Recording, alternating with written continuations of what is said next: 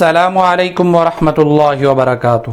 Welcome my YouTube channel Learn Quran with Hafiz Muhammad Tahir. Please subscribe this channel and press the bell icon.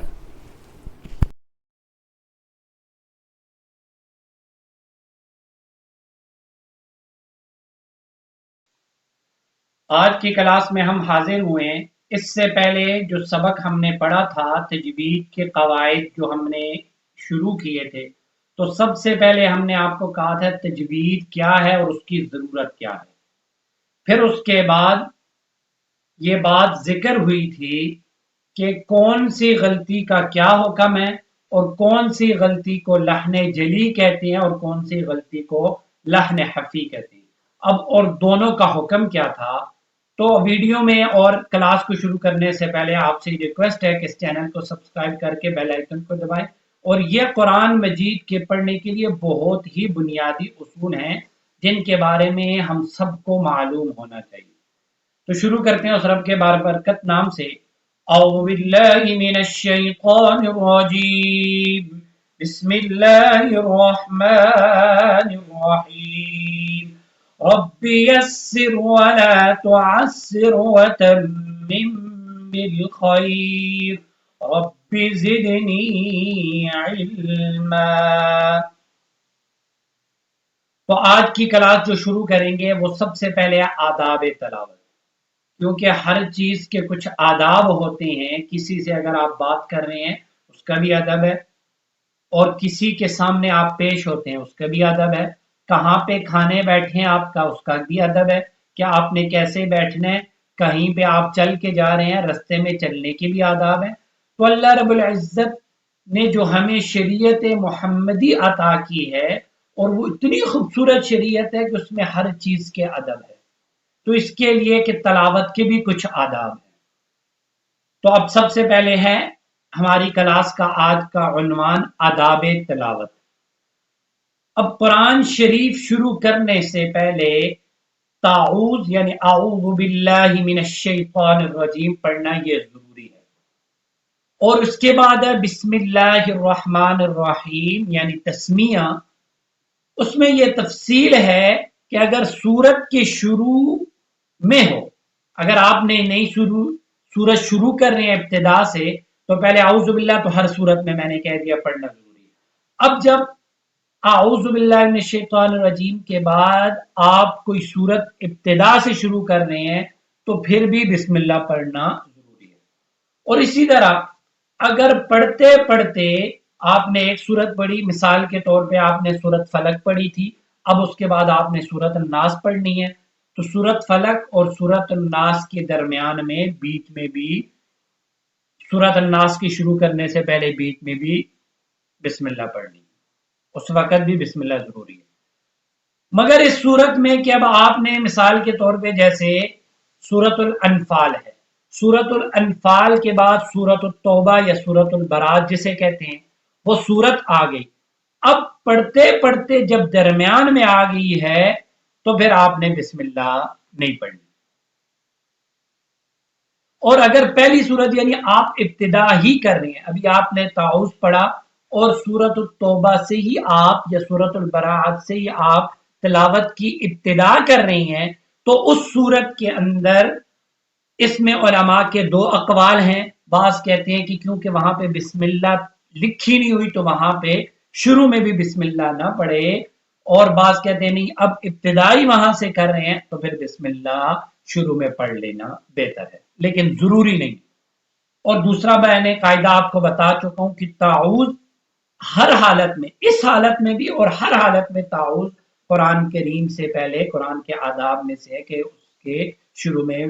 تعوذ پڑھنا ضروری ہے۔ یہ تو ہو گئے آداب کچھ ادب تلاوت۔ اب اس کے بعد ہے ہمارا مخارج کا بیان، کیونکہ جو بھی حروف ہم نکالتے ہیں تو اب وہ ان کے نکلنے کی جو میں نے جس نے ہماری نورانی قاعدے کی جو کلاسیں پڑھی ہیں اس میں میں نے ایک مخارج کی بات کے تحت ایک سبق پورا ریکارڈ کروایا تھا، ایک تو آپ وہاں بھی پڑھ لیں اور یہاں انشاءاللہ العزیز اس کو فل تفصیل کے ساتھ میں انشاءاللہ بیان کروں گا۔ تو جن موقعوں سے حروف ادا ہوتے ہیں ان کو مخارج کہتے ہیں، اور حروف میں پہلے بھی آپ کو بتا چکا ہوں کہ قرآن کریم کے جو تختی جس کے اندر وہی حروف ملا جلا کے لکھے جاتے ہیں تو وہ ٹوٹل حروف جو ہیں وہ 29 ہیں، اور ان حروف کے جو مخارج ہیں وہ 17 ہیں۔ تو جن موقعوں سے حروف ادا ہوتے ہیں ان کو مخارج کہتے ہیں۔ اب مخارج کہتے ہیں یہ بھی آپ نے دیکھ لیا کہ جہاں جہاں جن جن موقعوں سے حروف ادا ہو رہے ہیں ان کو مخارج کہتے ہیں، کہ ان حروفوں کے نکلنے کی جگہ۔ اب یہ مخارج ٹوٹل 17 ہیں، 17۔ اب ان میں سے سب سے پہلے ہم پڑھیں گے مخرج نمبر 1 کہ جوف دہن۔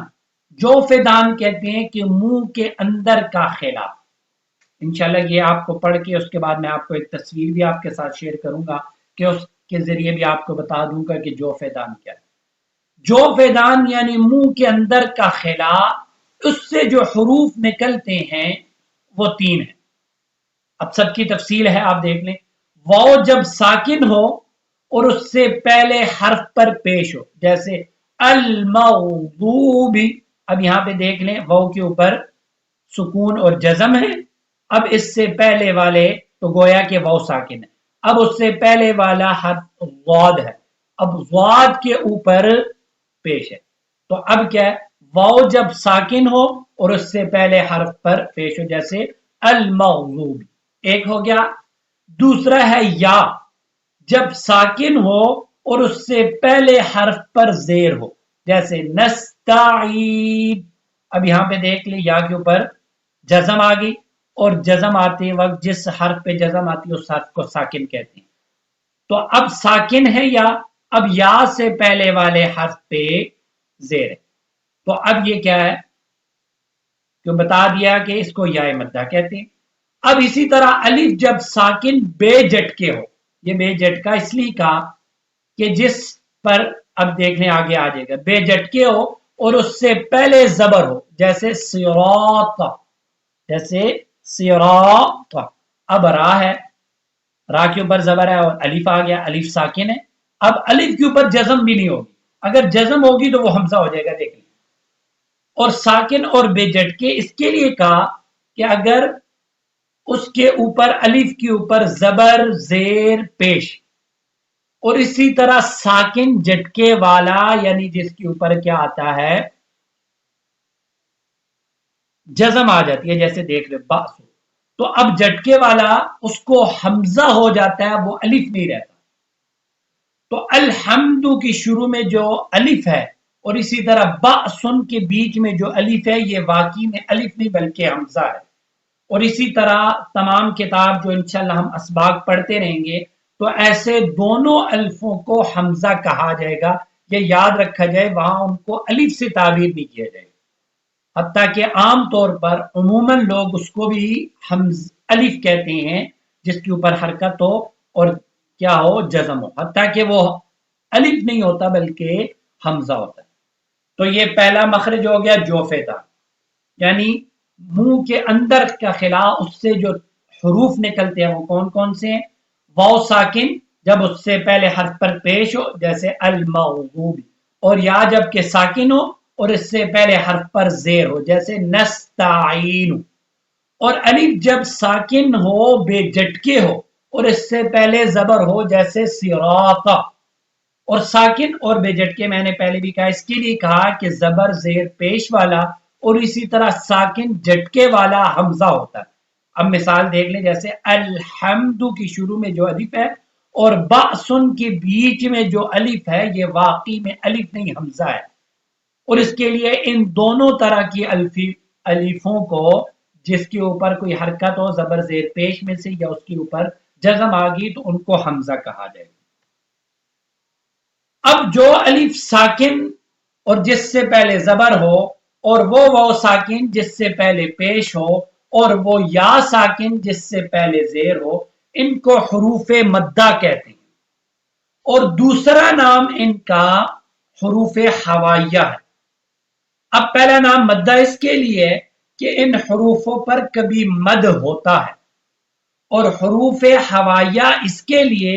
کہ یہ ہوا پر تمام ہوتے ہیں، یعنی کہ جب ان کی آواز نکلتی ہے تو ہوا پر یہ تمام ہوتے ہیں، کسی جگہ وہاں پہ رکتے نہیں. جیسے اب دیکھ لیں المغضوب، اب جو با ہے با وہ آ گیا ہے، مغضوب کی جو آواز ختم ہوئی ہے اس واو کی تو وہ ہوا پر ہی ختم ہو گیا، وہ کہیں پہ جا کے ٹکرائے نہیں. تو یہ ہو گیا ہمارا مخرج نمبر 1. اب آپ نے یہ سمجھ لیا کہ مخرج نمبر 1 جوفدان یعنی منہ کے اندر کا خلا،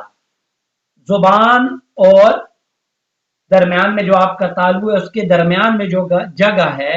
وہ جوفدان کہلاتی ہے. اب یہاں بغیر کسی کے ٹکرائے یہ حروف ادا ہوتے ہیں تو ان کو کہتے ہیں، اس جگہ کو کہتے ہیں جوف دہن، اور اس سے جو حروف ادا ہوتے ہیں وہ بھی آپ کو میں نے بیان کر دیے. تو انشاءاللہ آج کی کلاس یہیں پہ اختتام پذیر کرتے ہیں، اور آخر میں جاتے جاتے یہ قواعد بہت زیادہ ضروری ہیں. ایک تو اگر آپ کو ہماری یہ کاوش پسند آ رہی ہے تو اس کو دوستوں کے ساتھ شیئر بھی کریں، اور اس ویڈیو کو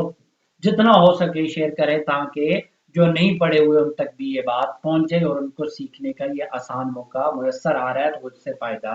اٹھا سکیں.